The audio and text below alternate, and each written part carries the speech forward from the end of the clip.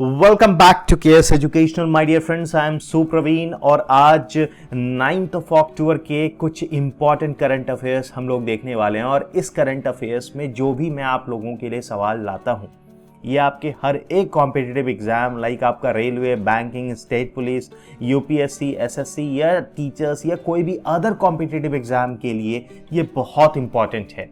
और अगर आप इसको गो थ्रू करते हैं तो नो डाउट आपका बहुत अच्छा स्कोर होगा आपके जीएस सेक्शन में। आप इन सभी चीजों के लिए केएस एजुकेशनल हब के फेसबुक पेज को भी फॉलो कर सकते हैं। वहां पर मैं आप लोगों के लिए बहुत कुछ पोस्ट करता हूं, डेली क्विजेस भी लाता हूं, तो लिंक आपको डिस्क्रिप्शन में दे दिया है मैंने, वहां से आप इसे फॉलो कर सकते हो। Now the thing is that if there is no struggle there is no progress.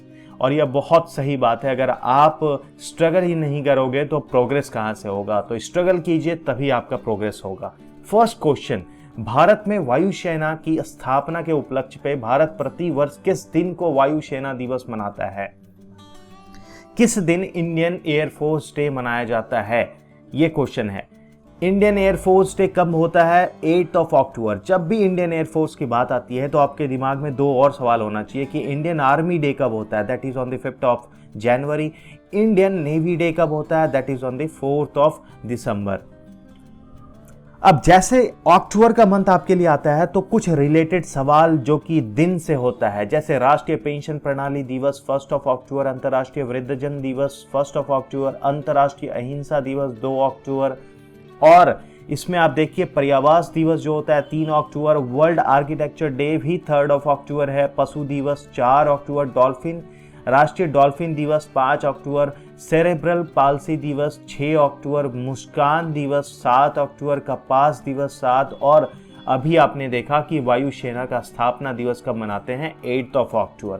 तो ये पूरा गो थ्रू कीजिए, हर एक सवाल हर दिन मैं रखता हूं आपके सामने। पर्यावरण, वन एवं जलवायु परिवर्तन मंत्रालय ने किस राष्ट्रीय उद्यान में चीतों के निगरानी के लिए एक टास्क फोर्स का गठन किया गया? यह काफी न्यूज में था, मैंने आपको पहले भी बोला था और अभी भी रहेगा। यह है कूनो नेशनल पार्क। अब आपको यह बताना है कि कूनो नेशनल पार्क किस स्टेट में है, कमेंट करके आप ये मुझे बताइए। Association of mutual fund in India, MP जिसको हम लोग बोलते हैं, एमपी के अध्यक्ष के रूप में फिर से किसे चुना गया है और यह व्यक्ति कौन है? ए बाला सुब्रमण्यम।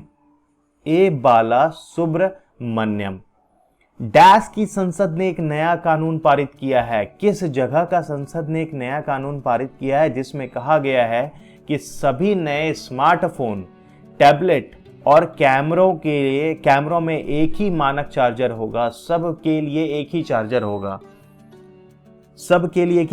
और ये कौन से? यूरोपीय संघ के द्वारा किया गया है। यह नया कानून जो है 2024 के अंत से ही लागू हो जाएगा। और यूरोपीय संघ का मुख्यालय कहाँ है माय डियर फ्रेंड्स? तो ये ब्रुसेल्स में है। याद रखिएगा, इसका हेडक्वार्टर कहाँ है? ब्रुसेल्स हो गया। और ये 2024 के अंत से लागू हो जाएगा। किस बैंक ने अपने ग्राहकों को तेज और परेशानी मुक्त तरीके से स्विफ्ट आधारित आवक प्रेषण करने में एक मदद करने के लिए स्मार्ट वायर नामक एक ऑनलाइन समाधान शुरू किया है?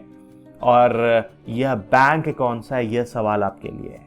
यह बैंक है आईसीआईसीआई बैंक। ये एक्चुअली एनआरआई निवासी ग्राहकों दोनों को ऑनलाइन और पेपरलेस तरीके से आवेदन करने देगा। और यह स्विफ्ट आधारित आवक प्रेषण है जिसमें उन लोगों को ट्रांसपेरेंसी के साथ उनका सॉल्यूशन भी मिलेगा।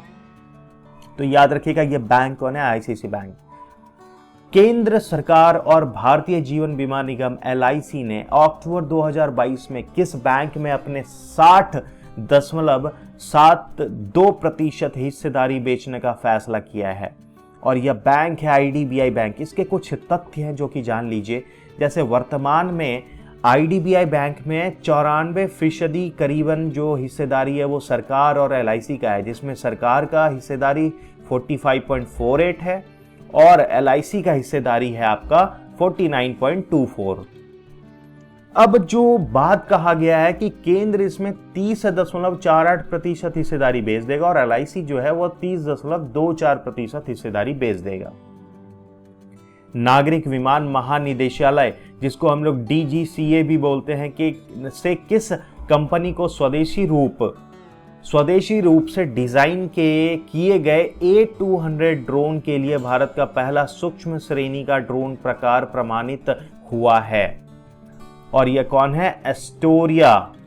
Astria aerospace limited.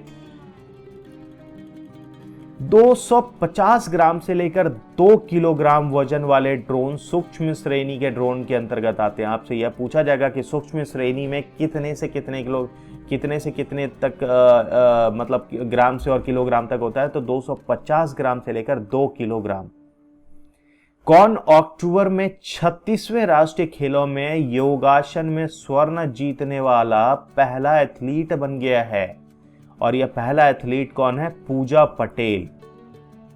वायु प्रदूषण को नियंत्रित करने के लिए किस राज्य ने एंटी डस्ट अभियान शुरू किया है? यह दिल्ली के द्वारा किया गया है। तो ये कुछ सवाल मैंने आपके लिए रखा था माय डियर फ्रेंड्स। सब्सक्राइब करना बिल्कुल ना भूलें KS एजुकेशनल को, and do not forget to hit the like button if you are getting benefit. Notification bell दबा लीजिएगा एंड प्लीज शेयर कीजिएगा इसे अपने दोस्तों के साथ, because my dear friends sharing is caring. अगर आप शेयर कर रहे हो तो वही आपके लिए केयरिंग है, किसी और के लिए। तो will meet with the next session that is on the 10th of October। Very important current affairs for you guys.